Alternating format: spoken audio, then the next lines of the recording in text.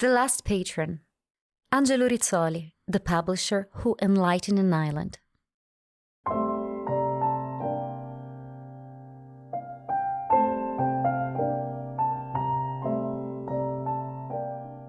Since the 1930s, Angelo Rizzoli has combined his activity of successful publisher with that of film producer.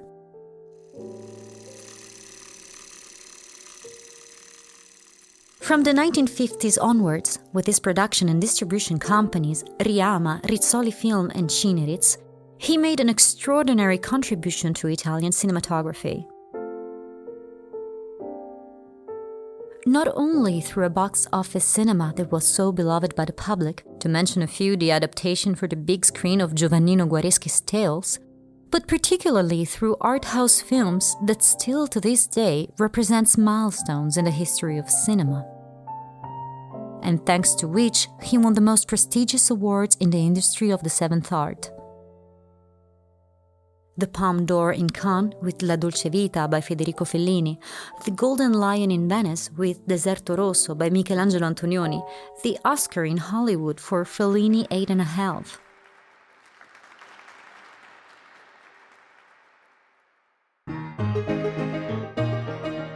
A liaison, that of the Milanese business tycoon of cinema, which experienced one of its most intense moments with the premiere of A King in New York, movie that Charlie Chaplin, the unforgettable tramp, made in 1957 during a bitter controversy caused by the McCarthyism that was spreading all across the United States in that time.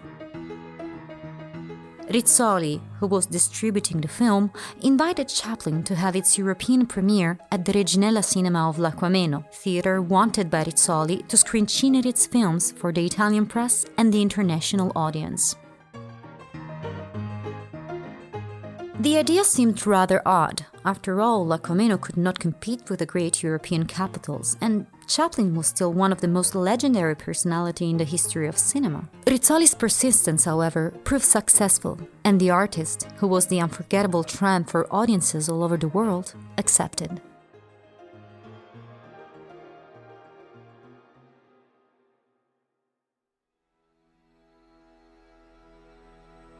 And so, on board of the yacht Sereno, the cinematic genius arrived in Ischia in the late evening of the 25th of September 1957.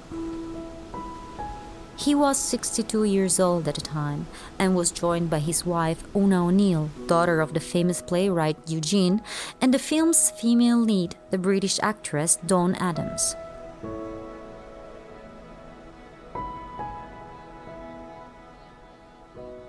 Highly acclaimed by the children of the island who followed him everywhere, Chaplin was welcomed upon his arrival by a festive village band, which played the film's theme tune, the English royal anthem, and some classic of the Neapolitan melodic tradition.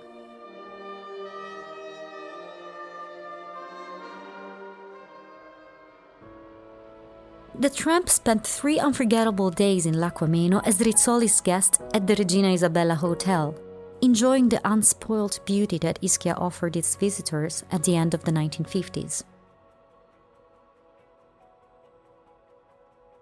The actor wandered the narrow streets of the island on board of the historical taxis of the time, sampling the typical local dishes and chatting with curious onlookers and admirers who greeted him with warmth and lively affection.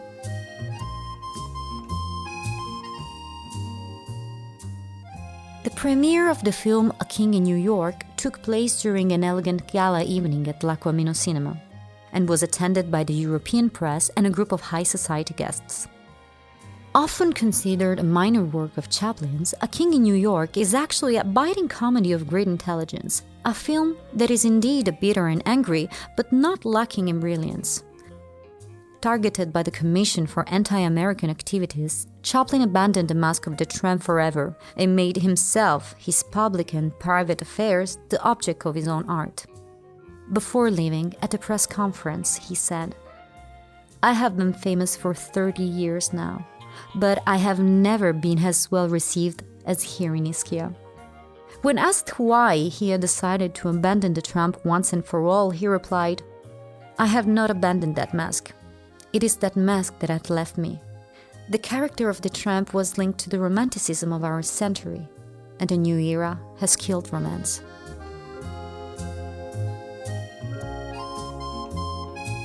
The Last Patron, Angelo Rizzoli, the publisher who enlightened an island. A podcast by RMS for the municipality of Lacco Ameno. Produced by Studio A. Written by Gianluca Castagna. Voiced by Aurora Cecchi. Sound design, music and post-production by Luigi Mennella. Audio supervision by Francesco Rando. Producer Pietro Censino Di Meglio. Sources are indicated in the synopsis.